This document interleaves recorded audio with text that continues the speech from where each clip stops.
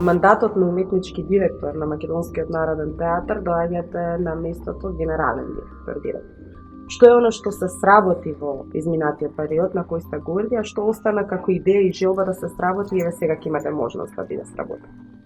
Мислам дека во изминатите 4 години Македонскиот народен театар го реализираше сонот на сите генерации актери, режисери, воопшто драмски уметници кои што твореа во Македонскиот народен театар. Тоа е добивањето на современа зграда под теркот на сите големи национални театри во Европа. И тоа е една од големите работи, би рекол, успеавме да направиме едно лесно влегување во зградата, едно брзо усвојување на целокупната технологија на зградата и поважното да произведеме неколку представи кои што се веќе по тие нови стандарди. Во изминатите 4 години би споменал повеќе работи, почнувањето на организација на МНТ Фест, кој што веќе имаше 2 изданија, веќе појавување на релевантни фестивали, склучување договори со некои национални театарски куќи. Но мислам дека смислата на тие 4 години се влезот во новата зграда, создавањето, отворањето со вечната куќа и веќе неколку нови продукции, засилувањето на ансамблот како со уметнички, така и со технички кадар, бидејќи сметам дека влезот во новата зграда всушност е една можност за МНТ и за свој естетски нов почеток или за земање на некој различен правец, односно можност за создавање, би рекол, на некаков свој препознатлив сценски јазик. Остана да се движи МНТ во некои зададени насоки. Едната е како до крај да бидеме, да прераснеме во еден од главните центри на Југоисточна Европа, театарски.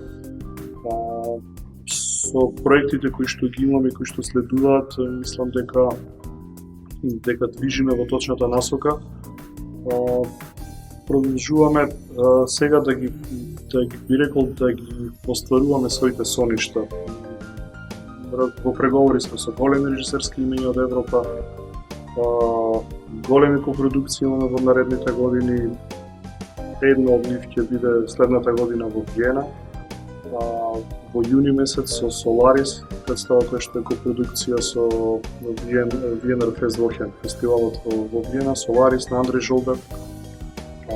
Премиерни 3 изведби ќе имаме во Виена, така што тоа е сега оно што не интересира, всушност како да ги создаваме тие големи представи, како не само да носиме големи европски режисерски имења, туку како и да ги пронаѓаме вистинските кои што всушност ќе помагаат во градење на тој наш, би рекол, естетски идентитет нов кој што сакаме да го создаваме.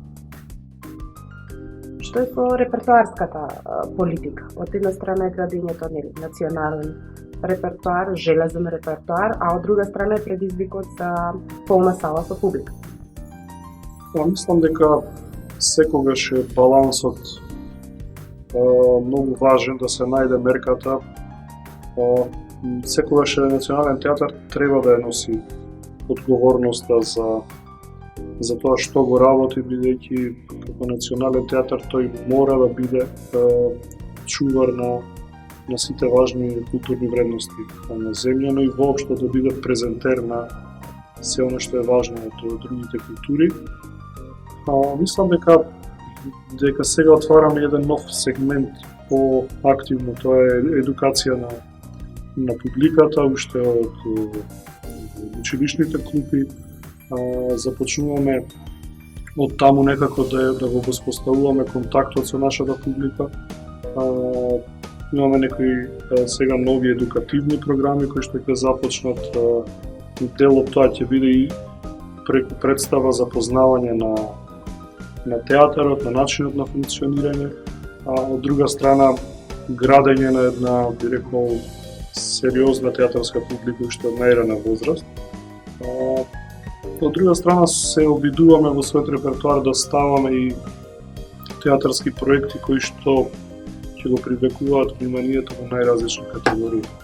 Да речеме, сега до крајот на декември ќе биде премиерата на Мюзикот Чикаго, каде што ги откупивме авторските права од Бродвеј. Тој се разбира дека ќе донесе една различна театарска публика, ќе предизвика интерес, нели, на, би рекол, на една доста популарна театарска форма. Од друга страна, пак представата Електрана Жолда, која што беше доста радикална и шокантна како представа, исто така донесе една театарска публика, посебно млада, која што, кога ја гледам и ја сретнам во фоето на МНТ, имам чувство дека претходно не доаѓала, односно дека тоа е една публика која што се идентификува и се препознава во тој авангарден израз. Така што, градејќи го железниот репертоар, ние се обидуваме да ги пополнуваме и другите коцки од мозаикот. Сигурно тука спаѓа сега и современата драма, алтернативниот пристап, но на крајот секогаш театарот се сведува на добра или лоша представа, така што ние се обидуваме просто нашето театарско мени да биде што пошироко, и оно што е исто така многу важно е да се одработува се максимално точно, прецизно на нивото на еден национален театар. Кога зборуваме за добра лоша представа, изминатите 4 години имате можност, нели, да го гледате тој фидбек. Какви оценки доаѓаат до вас во однос на репертоарот, во однос на тоа какви представи? Оно што беше многу важно за изминатите 4 години е што менувајќи ја репертоарската политика, воведувајќи го тој железен репертоар, не паднавме на испитот наречен публика, посетеност на представите, бидејќи нашите идеи во театарот, дали се добри или лоши, се мерливи по посетеноста на публиката.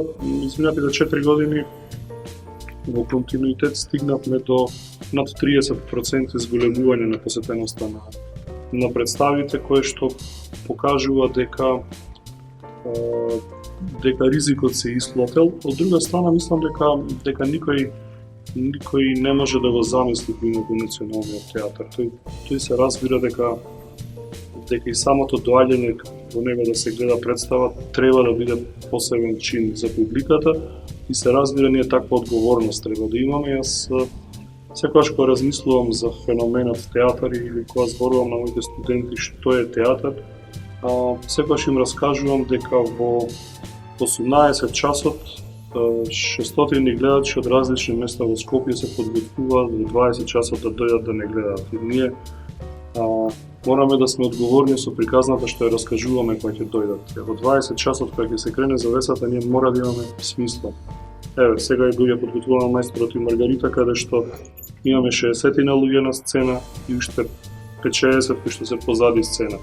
Тоа е, мислам, одговорност и посветеноста во работата пред тие 600 гледачи кои што ќе дојдат, кога во 20 часот 100 луѓе во исто време ќе тргнат да создаваат представа и да ја раѓаат во живо во моментот. И мислам дека се разбира театарот никогаш не треба да го сведеме на училиште за морал или место каде што се кажуваат важни работи. Мислам дека театарот само треба да продолжува да го дише времето денес, да ги отвора темите и прашањата кои што го допираат секој човек во општеството, и тоа е единствениот начин да биде современ и модерен. Го спомнете спектаколот Мајсторот и Маргарита, во моментот во МНТ Иван Поповски. Може ли да споменеме уште некое големо име кое може македонската публика да го очекува тука? Да, Иван Поповски беше еден од по-големите, по-важните проекти на МНТ. Мислам дека Иван Поповски е првиот режисер кој што има светско реноме, е наш режисер од Скопје. Неговите представи во Москва се играат со години, со децении, така што беше многу важно да дојде Иван од два аспекти. Првото е да го пренесе своето искуство тука, да ја направи својата представа.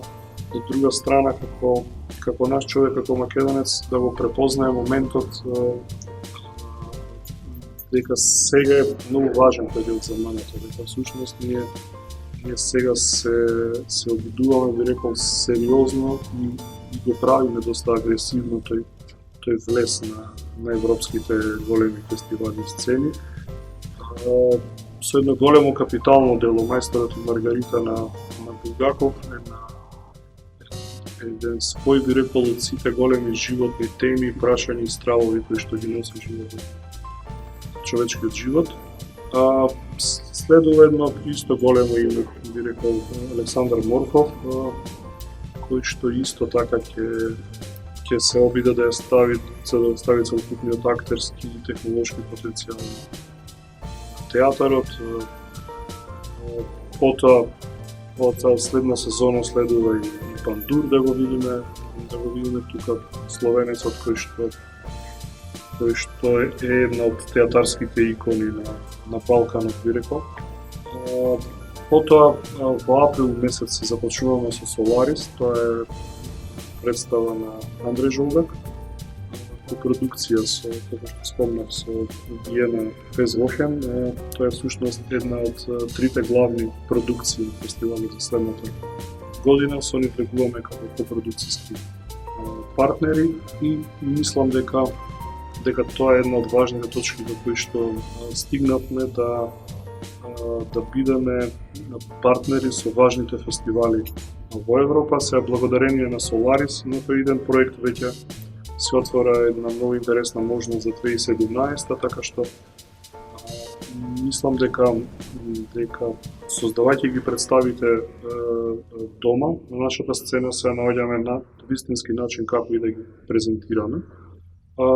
Имаме уште неколку големи режисерски имја со кои што во моментот сме во преговори, но не би ги откривал додека не ги официализираме преговорите, но само би кажал дека две од тие потенцијални режисери во МНТ мислам дека ќе биде доста шокантно во убава смисла на зборот кога ќе ги објавиме, дека привршуваат преговорите со нив, но ќе биде шокантно дека навистина ќе успееме да ги доведеме. Од друга страна, со Иван Поповски и сега со Жолдак, кој веќе завршена представа и очекувајќи ги Пандур, Морков да дојдат, јас мислам дека со завршувањето на сите овие проекти веќе од септември МНТ има еден сериозен испрофилиран репертоар и ќе има веќе некои 6-7 продукции со кои што ќе може да ја представи, би рекол, таа завршена до тука фаза на таа своја нова естетика. Личната куќа не беше клучен момент само за МНТ или како театар, туку беше некаква одредница, пресвртница и за вас како режисер. Од оваа временска дистанца, не многу голема, но сепак е период. Како гледате на Вечната куќа како ваша креација? Вечната куќа е представа која што е создавана во некаков, би рекол, креативен транс. Тоа е представа каде што кога ќе се сетам на некои работи, се сеќавам на читачките проби и се сеќавам на тоа дека на безброј непроспиени ноќни ситуации од процесот и мислам дека само таков транс, само таков мотив како што го носи отварањето на новата зграда, работењето на една голема тема која што ја носи Македонија и таа вечна куќа, мислам дека само така може да се издржи тој ритам и од друга страна да се ужива во процесот. Веќе беше еден многу убав процес. Обично сум разговарал со колеги кои што правеле представи за такви настани отварања, дека најчесто се тоа доста травматични процеси, бидејќи одговорноста е голема и така натаму. Со Вечната куќа мислам дека